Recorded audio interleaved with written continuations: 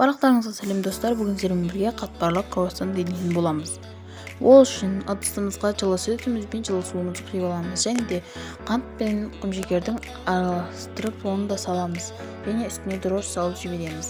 Оны да жақсы араластырып, 15 минутқа бетін жауып қойып қоямыз. Одан кейін үстіне сұйық май, 2 жұмыртқаның ағы мен 1 жұмыртқаның сарысын саламыз. Оны да жақсы араластырып, оны салатын боламыз. Оны 2-3-ке бөліп, жұмсақ қамыр илейміз. Қамырымызды жақсылап үйлеп, ыдысымызға қайтадан салып қоямыз. Бетін 1 сағатқа, жарты сағатқа жауып қоямыз. Мен бір қайтарғандықтан қамырым пәс болып қайтадан көтерілмей қалды. Оны 7-8 бөлікке бөлеміз.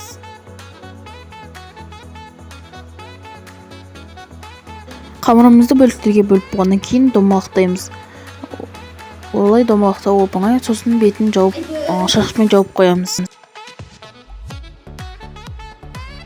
Сосын барлығы 1 мм, 2 мм болатындай ғып жұқа ғып жаямыз.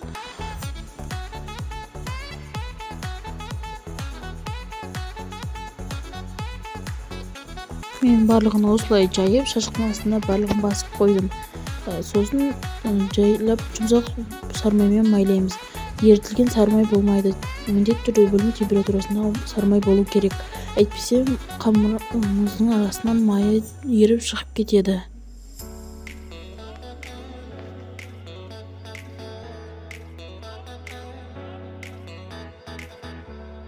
Міне осылай барлығын жапсырып, үстеліне туралап, дөңгелек қылып, үлкен қамыр қылып жаямыз.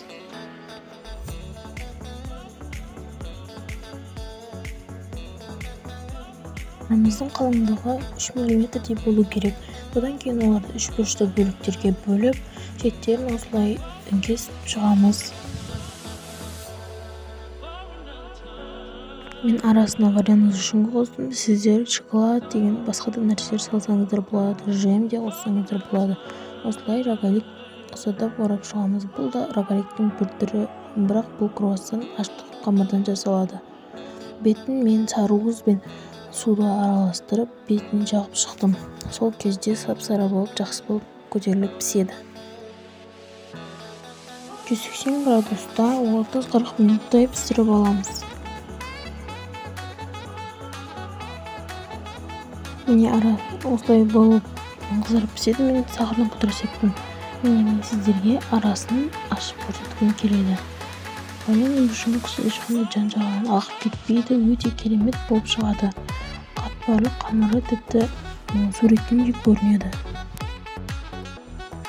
Тамашалағандарыңыз үшін рахмет. Арнаға тіркеліп және менің жоғарыдағы инстаграмыма тіркеліп